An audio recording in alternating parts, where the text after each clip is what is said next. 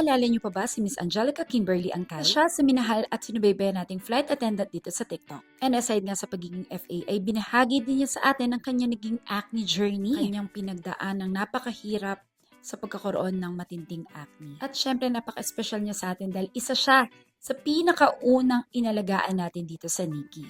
Siya ang kauna-unang nagbahagi ng kanyang Nikki's 3-day pill journey. Kaya naman balikan natin ang kanyang naging treatment dito sa atin sa Nikki. Ito yung journey ng application ng Nikki's 3-day pill.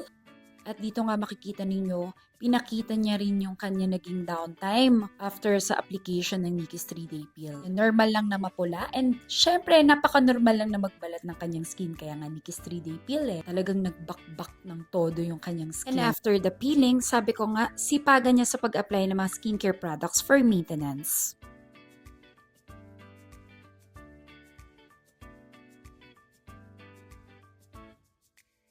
Dito ibinahagi din niya sa atin yung day by day na nakikita niyang improvement sa kanyang skin. Nakikita natin dito yung changes, 'di ba?